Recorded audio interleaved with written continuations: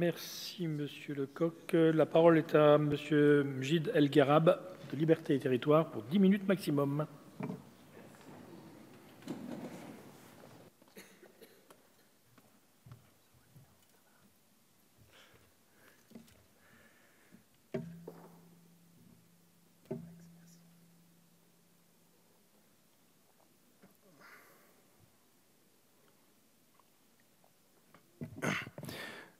Monsieur le Président, Madame la Ministre, Madame la Rapporteure, Madame la Présidente de la Commission, mes chers collègues, dans ma circonscription, au Burkina Faso, un pays qui m'est cher, que j'aime profondément, un proverbe mauré dit que quand la case du voisin brûle, il faut mouiller la barbe. En dépit des mesures déjà prises pour éviter que l'incendie des menaces sécuritaires ne se propagent en Afrique de l'Ouest, les violences continuent d'avancer jusqu'aux pays côtiers. C'est pourquoi l'accord de coopération de défense que la France a signé en 2016 avec le Nigeria, un des 7 États africains considérés comme des puissances militaires, apparaît essentiel pour enrayer cette propagation. Le Nigeria, nous le savons tous, n'est pas épargné par le terrorisme. Le groupe djihadiste Boko Haram y sévit depuis des années. Nous nous souvenons tout particulièrement de l'enlèvement de 110 jeunes filles. Aussi, plus que jamais, il est crucial d'aider ce pays d'Afrique confronté à la menace terroriste à assurer lui-même sa propre sécurité. Face à cet enjeu majeur pour le continent africain, mais aussi pour la sécurité du monde, le groupe Liberté et Territoires considère que le débat qui nous rassemble aujourd'hui est essentiel. Il nous offre l'opportunité de rappeler notre attachement à ce continent marqué par tant de souffrances et de difficultés, mais aussi porteur de réussite et d'espoir, à l'image du Nigeria. Territoire de croissance et de crise, de puissance et de vulnérabilité, ce géant africain est un colosse au pied d'argile qui doit, aujourd'hui, relever des défis sécuritaires majeurs. C'est pourquoi le rapprochement avec la France en matière de défense est une démarche que le groupe Liberté et Territoires soutient. Nous sommes engagés à vos côtés, Madame la Ministre, dans cette coopération parce que notre pays prend une part active dans la lutte contre le terrorisme dans la bande sahélo-saharienne, juste au nord du Nigeria. Cette zone est propice à l'expansion des mouvements terroristes car elle cumule de nombreuses vulnérabilités liées à l'explosion démographique, à la fragilité climatique, à l'absence de perspectives d'avenir pour les jeunes, etc.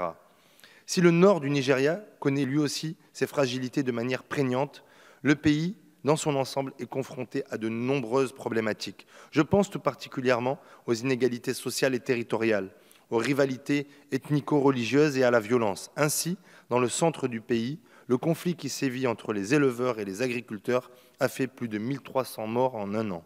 À cela, il faut ajouter la chute des cours du baril de brut qui a plongé le Nigeria dans la pire crise économique de son histoire en dépit d'une timide reprise. Mes chers collègues, le terrorisme, nous le savons tous, sait jouer de ses difficultés, mais aussi de la porosité des frontières, comme il sait jouer de la défaillance des pouvoirs politiques, des services de renseignement ou de la sécurité. La France, engagée pour la stabilité de cette région, voit ses préoccupations sécuritaires rejoindre celles du Nigeria, qui s'affirme comme un partenaire incontournable.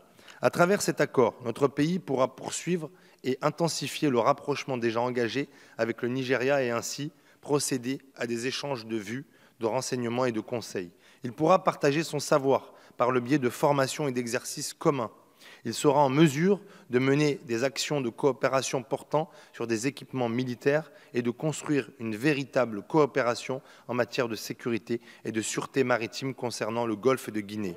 Ensemble, la France et le Nigeria pourront œuvrer à une plus grande sécurité intérieure et extérieure de cet État d'Afrique occidentale bordé par le golfe de Guinée et par plusieurs États qui se situent dans ma circonscription.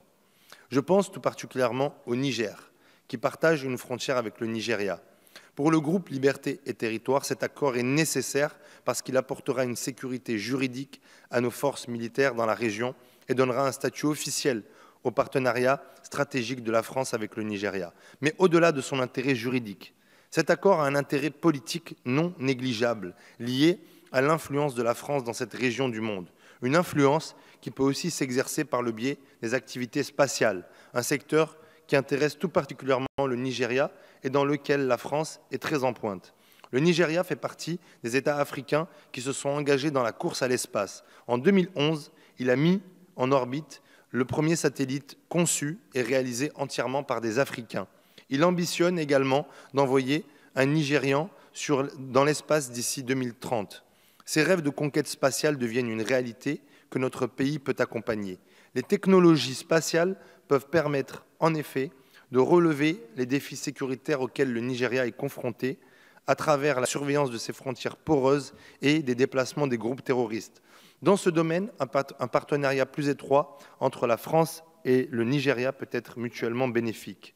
Il ne s'agit pas, pour moi, de dire que les activités spatiales sont la seule réponse efficace au terrorisme, mais elles sont un complément indispensable aux différentes actions menées par le Nigeria et ses partenaires. Ainsi, en matière militaire, elles s'inscrivent dans une combinaison entre des activités dans l'espace aérien et l'espace extra-atmosphérique et des activités au sol. Je pense au renseignement, au contrôle des territoires et à la surveillance des trafics.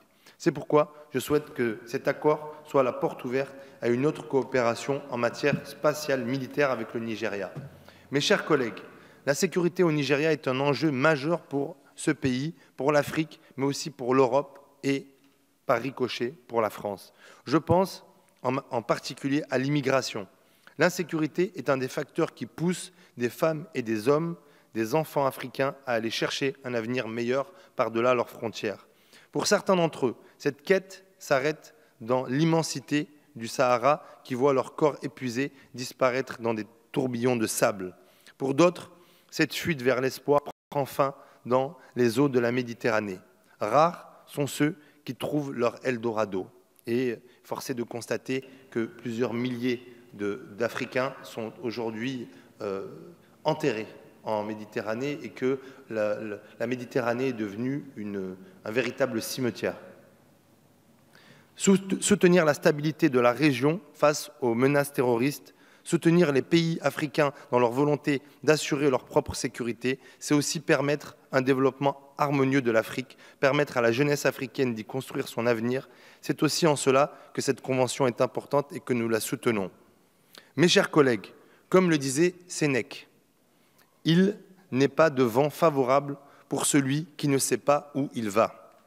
Le Nigeria sait dans quelle direction il souhaite aller, celle du retour des civilisations africaines, belles, dignes et fraternelles, comme le disait Aimé Césaire.